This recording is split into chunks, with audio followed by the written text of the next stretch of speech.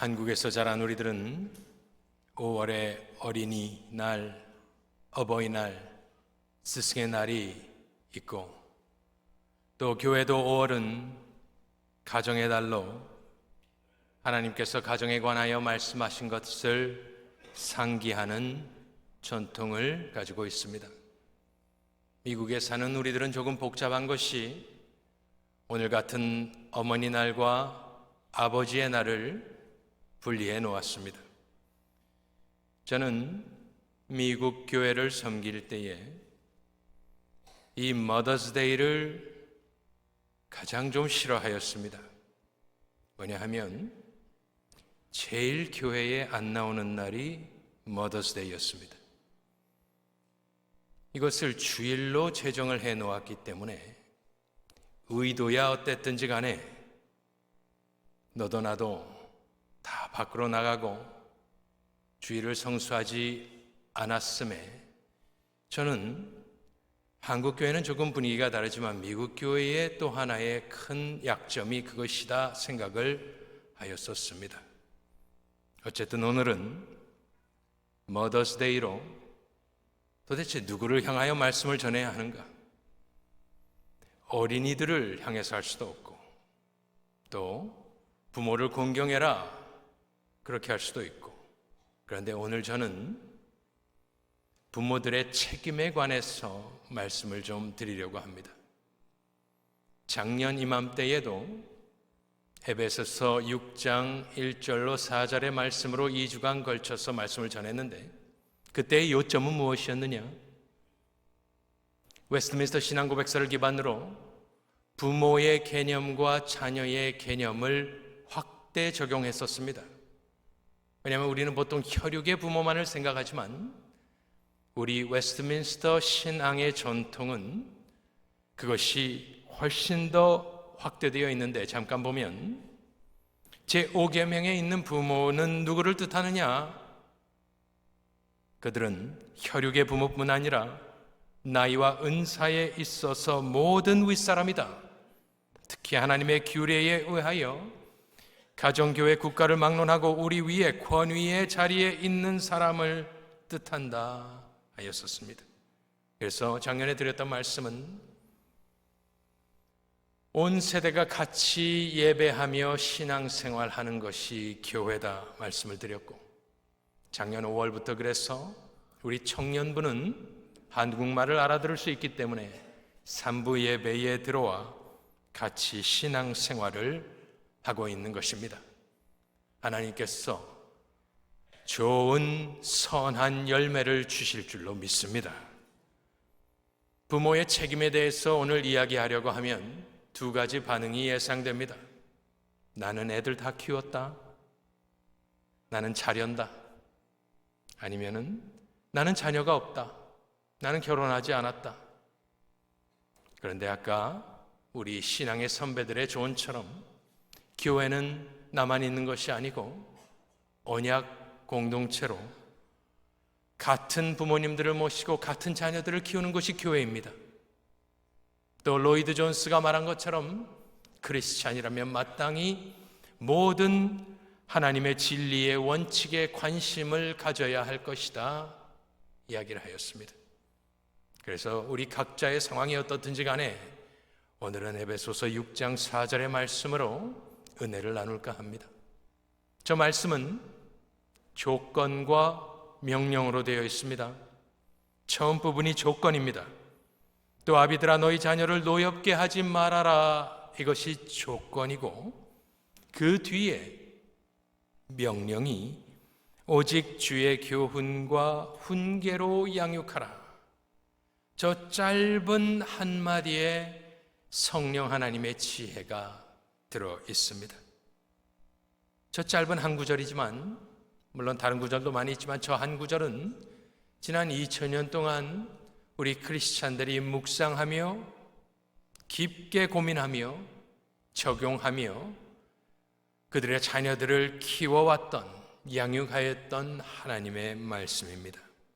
저는 먼저 그 전제 조건을 우리가 실행하고 또 순종하기 위해서 필요한 몇 가지를 먼저 말씀드리고 그 다음에 양육하는 부분을 이렇게 두 부분으로 나누어 오늘 말씀을 드리려고 합니다.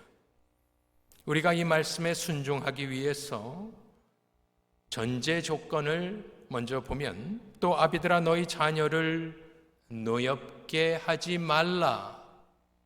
그래야 주의 교훈이 귀에 들어갈 것이 아닌가. 하나님의 지혜입니다. 저 말씀이 요구하는 것은 무엇이겠습니까? 평소 좋은 관계를 유지하라는 것입니다. 왜냐하면 관계가 틀어져 있으면 어떤 말도 듣기가 싫고 상처가 되고 서로 화나게 만들기 때문에 주의 말씀으로 양육하기 전에 꼭 명심해야 될 것이 무엇이냐?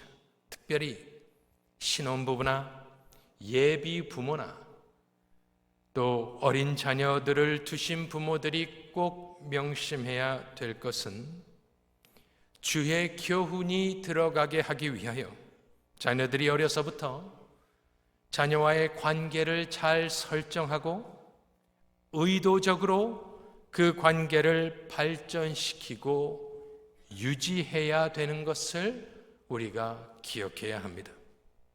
그 관계에는 신뢰, 사랑, 희생 등이 필요하지만 가장 기본적으로 필요한 것이 하나가 있는데 그것은 조금 있다가 말씀을 드리기로 하고, 그러한 관계를 설정하고 유지하려면 우리가 몇 가지 기억하면 좋을 것들이 있습니다. 첫째로, 자녀는 내 소유가 아닌 하나님의 자녀라는 사실입니다. 본문에는 너희 자녀 이렇게 되어 있습니다. 그것은 우리의 책임을 강조하고 경계선, 바운더리를 만들어주기 위해서 너희 자녀라고 이야기를 한 것이고, 우리의 자녀는 나와 아내 혹은 부부간의 합작품이기 이전에 생명의 근원이신 하나님이 그들의 생명과 삶의 주인이심을 우리는 고백해야 하는 것입니다. 시편 139편을 보면 주께서 내 내장을 지으시며 나의 모태에서 나를 만드셨나이다. 누가요? 하나님께서. 그래서 14절에 내가 주께 감사하옴은 나를 지으심이 심히 기묘하심이라. 누가요? 주가 나를 지었고 그래서 주께 감사한다. 내가 은밀한 데서 지음을 받고 땅의 깊은 곳에서 기이하게 지음을 받은 때에 나의 형체가 주의 앞에 숨겨지지 못하였나이다. 내 형질이 이루어지기 전에 주의 눈이 보셨으며 나를 위하여 정한 날이 하루도 되기 전에 주의 책에 다 기록이 되었나이다. 자녀는 부모의 창작품이기 전에 또한 부모의 실수도 아니고 나를 귀찮게 하는 불행의 시작도 아니고, 오늘 방금 읽은 말씀대로 모든 생명은 여호와께로부터 왔으며 하나님의 계획 가운데 이 땅에 태어나게 되는 것이므로, 인간적으로 좀 어려운 상황에서 태어났다 하더라도 하나님은 당신의 출생을 계획하셨고 알고 계셨고 이 땅에 보내셔서 당신의 찬송을 부르게 하시기 위하여 하나님 아버지께서 여러분들을 창조하시고 우리 자녀들을 창조하시고 이 땅에 보내신 줄로 믿으시기를 바랍니다. 과거로 돌아갈 수 없고 우리가 부모의 죄를 책임질 수 없습니다.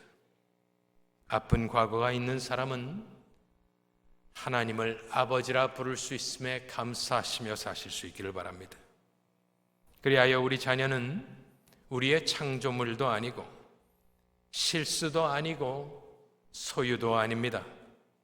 우린 잠시 맡아 청지기로 그들을 주 안에서 양육하라는 특권을 받은 사람들입니다.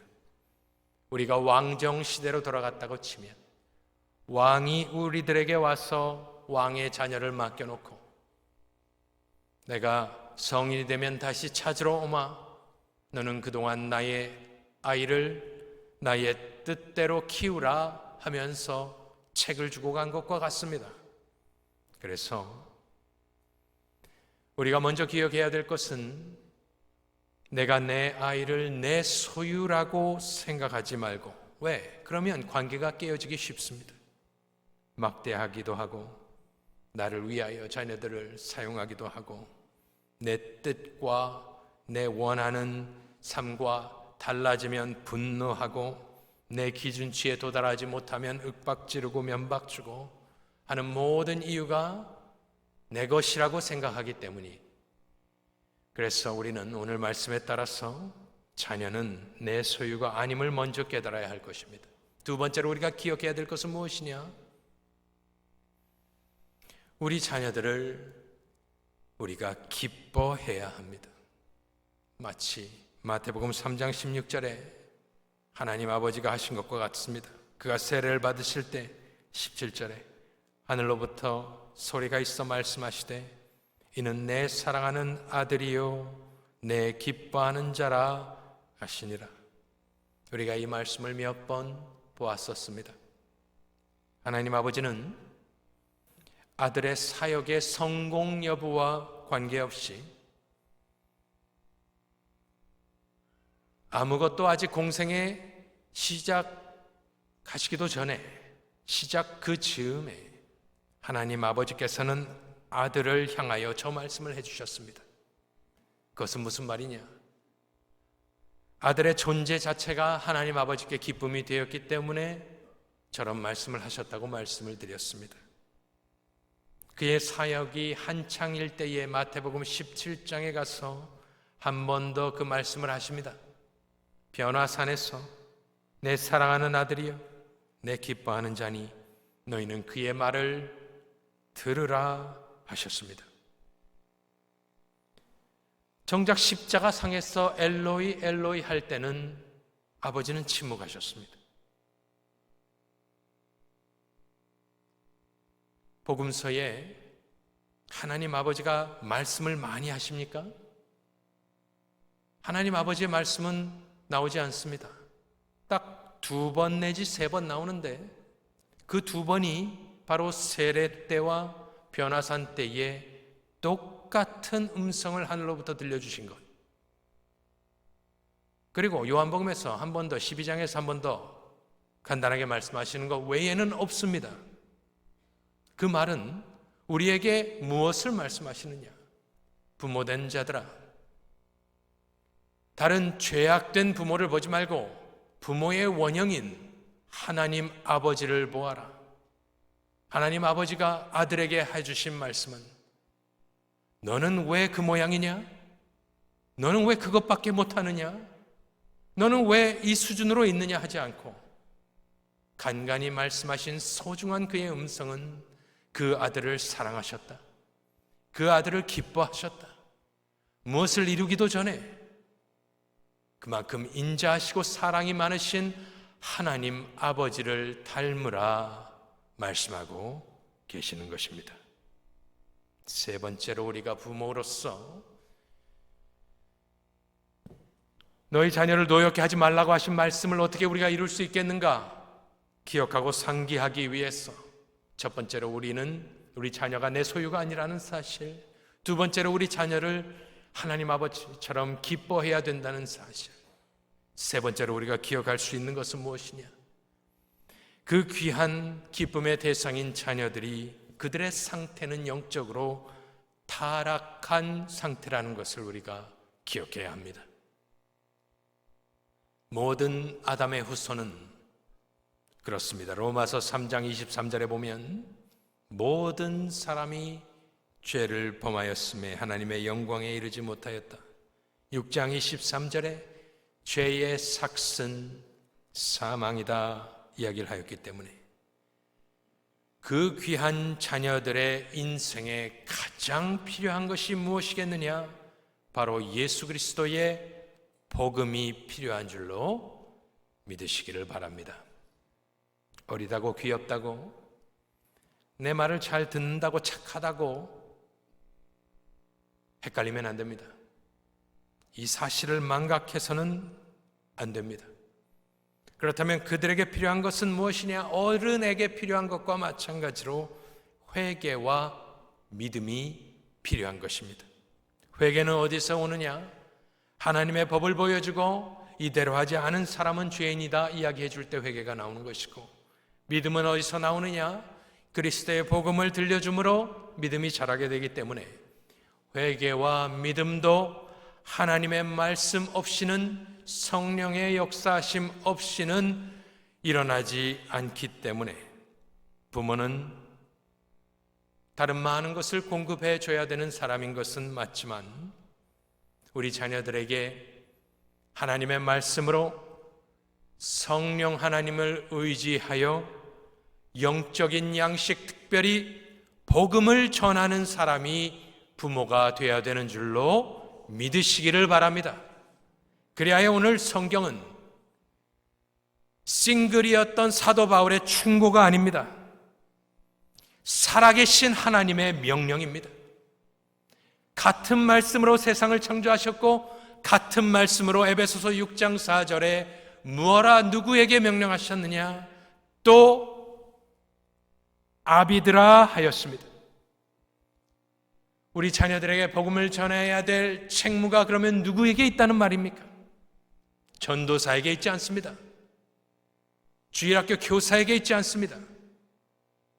그 책임은 아비들에게, 부모들에게 먼저 있는 것임을 우리가 그 말씀을 받아야 합니다. 교회에서, 교회 학교에서, 주일 학교에서 돕는 분들은 여러분들의 책무를 돕는 사람이지, 주객이 전도되는 것은 성경적이지 않은 것입니다. 또 하나만 더 말씀을 드리고 이제 명령으로 들어갈 때에, 아까 초반부에 제가 말씀드린 것이 있습니다. 보통 자녀들이 다 그런 것은 아니지만 덜컥 생깁니다. 계획하는 분들도 있지만 대부분은 그렇지 않습니다. 부모들이 믿음의 부모들이었고 잘 양육을 받았던 자가 자라서 자녀가 생기면 그때를 생각하면서 약간의 어드밴티지가 있는 것은 사실이지만 그것마저 없으면 정말로 어려운 상황입니다. 그래서 미리 생각하는 것이, 나와 자녀의 관계를 설정할 때에 필요한 것이 무엇인가? 사랑, 신뢰, 희생은 안 믿는 부모들도 하는 것입니다. 그런데 이 세대를, 이 시대를 거스르는 성경적인 부모가 기억해야 될 것은 부모와 자식 사이에 그 관계 설정 가운데 권위가 있음을 잊어서는 안 됩니다. 벌써 기분이 나빠지시죠? 왜냐하면 권위라는 말을 우리 죄인들이 싫어합니다. 우리는 다 아담의 후예요. 불순종의 자녀들이었기 때문에 순종하라는 말을 이 세상에서 제일 싫어하는 것이 죄인의 모습입니다. 하지만 성경적인 가정은 그렇지 않습니다. 에베소서 6장 1절에 부모를 말하기 전에 자녀들에게 하나님은 뭐라 했습니까? 자녀들아 주 안에서 너희 부모에게 순종하라. 왜요? 이것이 옳기 때문이랍니다. 그래서 자녀들에게는 순종하라. 부모들에게는 그 자녀들을 노엽게 하지 말라. 하지만 주의 교훈과 훈계로 양육하여라. 밸런스가 있는 것입니다. 그 부모에게 주신 권위는 내가 잘나서 내 위치에서, 내 성취에서 오는 것이 아니라 하나님의 창조 질서 가운데 하나님의 뜻으로부터 나온 것이 바로 가정에 있는 권위의 질서인 것입니다.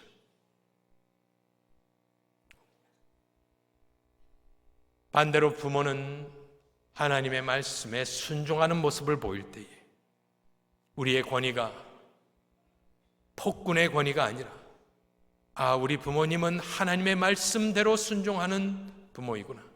그래서 피차 우리가 순종하고 복종해야 될 부분이 있게 되는 것입니다.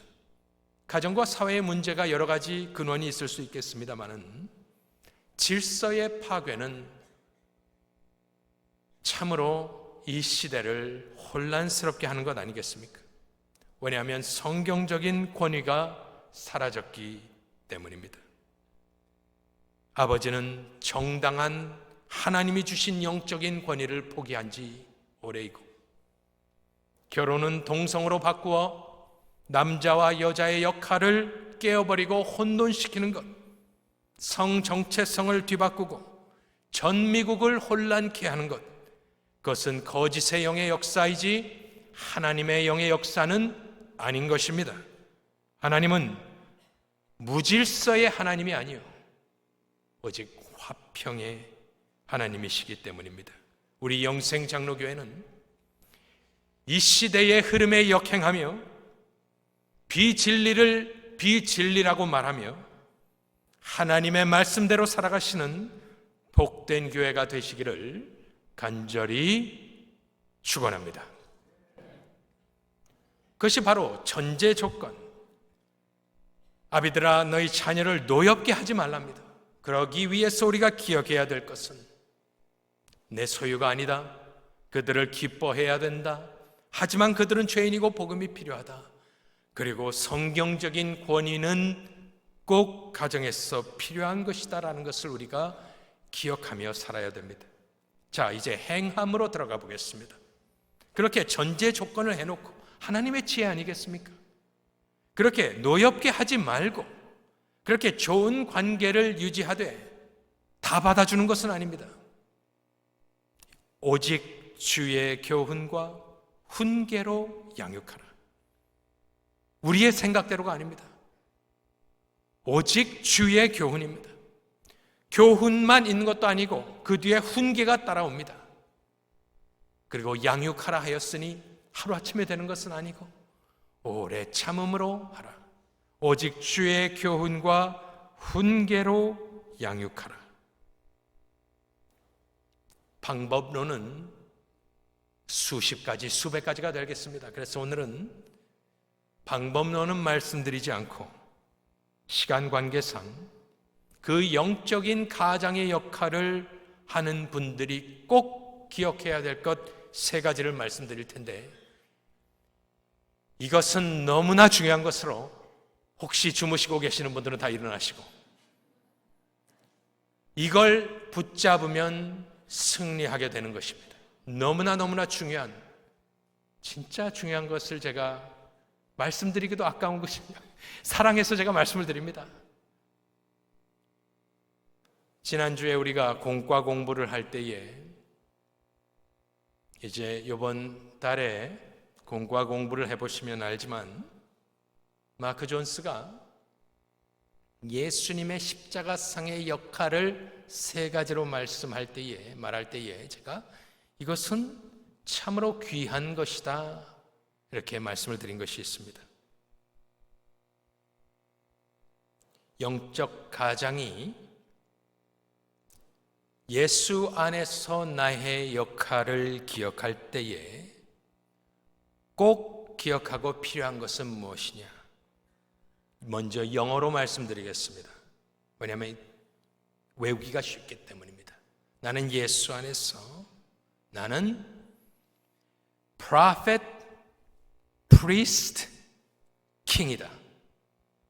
나는 예수 안에서, 나는 따로 노는 것이 아닙니다. 나는 예수 안에서, 나는 우리 가정을 향하여 선지자요, 제사장이요, 왕의 역할을 하는 자가 바로 영적인 가장이 기억해야 될 의무인 것입니다. 무엇이라고요? Prophet, Priest and King. 한국말로 하니까 이것이 어렵습니다.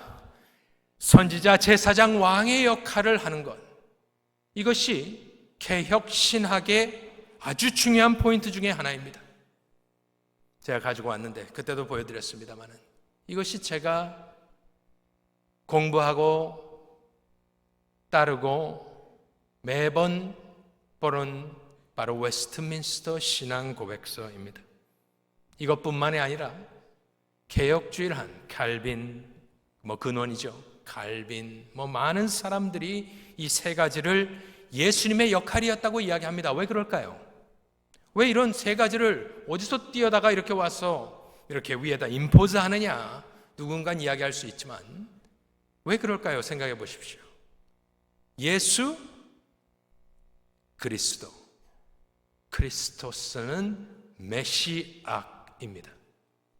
메시아와 그리스도가 동일한 것인데 그것이 뜻이 무엇입니까?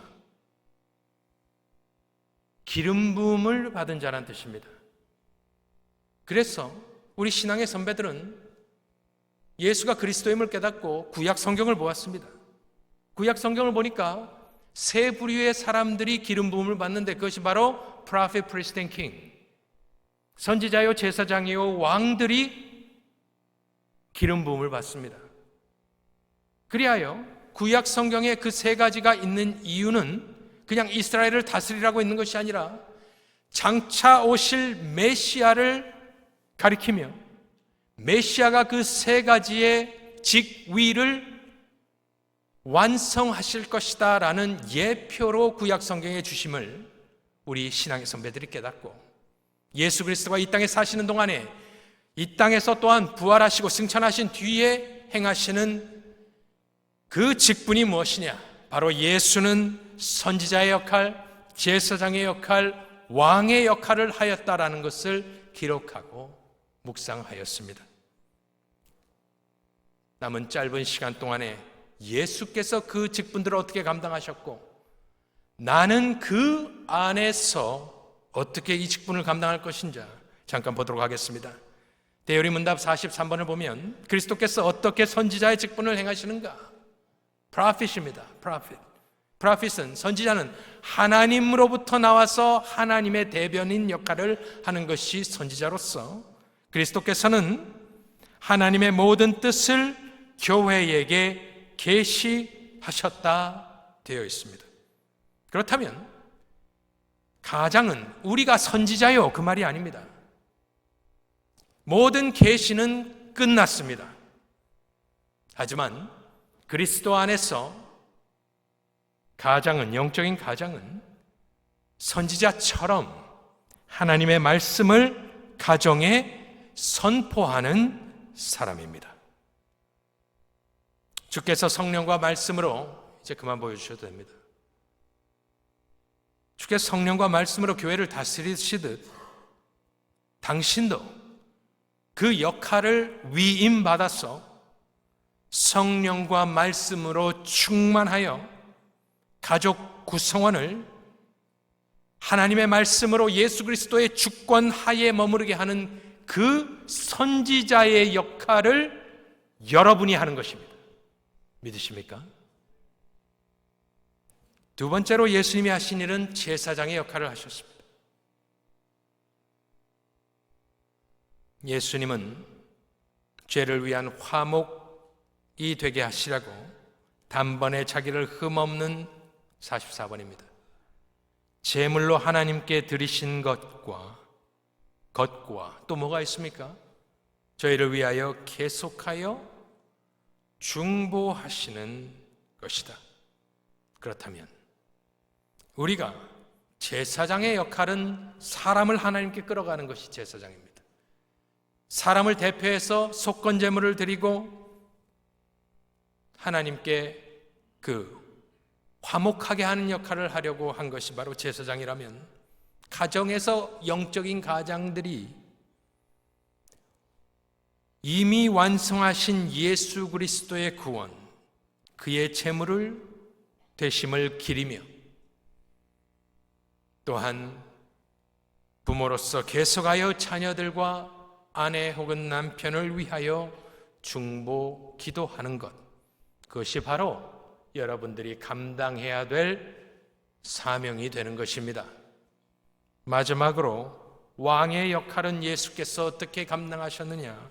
45번, 그들을 실제로 다스리시고 순종하면 상 주시고 잘못하면 범죄하면 징계하시고 그들을 보존하고 돕고 대적을 억제하고 정복하고 그들의 유익을 위하여 권능으로 규제하셨다. 여러 가지 말이 있습니다. 왕의 역할이 그런 건 아니겠습니까? 이 시대는 부모들을 향하여 왕의 역할을 하지 말라고 하는 세대입니다. 그런데 예수께서는 실제적으로 그는 그렇게 다스리셨습니다. 잘했으면 상 주고, 범죄하면 징계하시고, 특별히 가장의 역할 중에 보호가 나오는데 우리가 우리 자녀들을 무엇으로부터 보호해야겠습니까? 세속화로부터, 잘못된 세계관으로부터. 그리하여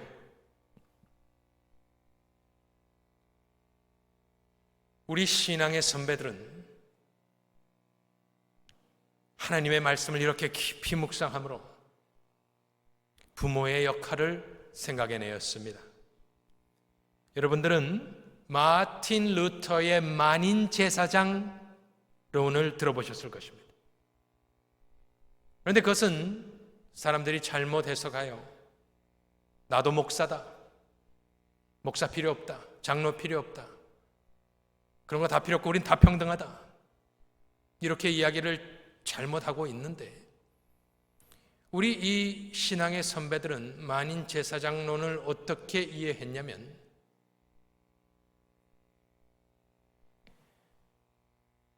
가정의 영적 지도자로서의 개념으로 이해를 하였습니다. 그리하여 우리 개혁주의 신학과 신앙의 꽃은 가정예배가 되는 것입니다. 다른 프로그램이나 책이나 여러 가지 많은 것들이 있지만 가만히 보면 우리 전통에는 귀한 보석과 같은 내용이 너무나 많이 있습니다. 우리 자신의 아이덴티티만 바로 알아도 많은 부분이 해결됩니다. 그래서 오늘 저는 우리가 왕 같은 제사장으로 이미 임명을 받은 사람들 아니겠습니까? 그래서 제가 강조하는 것은 예수 안에서라는 말씀을 드리는 것입니다. 에베소서 6장 4절의 말씀, 또 아비들아 너희 자녀를 노엽게 하지 말고 오직 주의 교훈과 훈계로 양육하라. 이 말씀을 순종하며 이루어 가실 때 특별히 선지자로서, 제사장으로서, 왕으로서 그리스도 예수 안에서 가정을 향하여 말씀을 선포하시고 중보하며 기도하시며 잘 다스리셔서 하나님께로부터 잘하였도다 착하고 충성된 종아 내 기쁨에 참여할지어다 칭찬을 들으시는 거룩한 가정들 다 되실 수 있기를 우리 구주 예수 그리스도의 이름으로 축원합니다.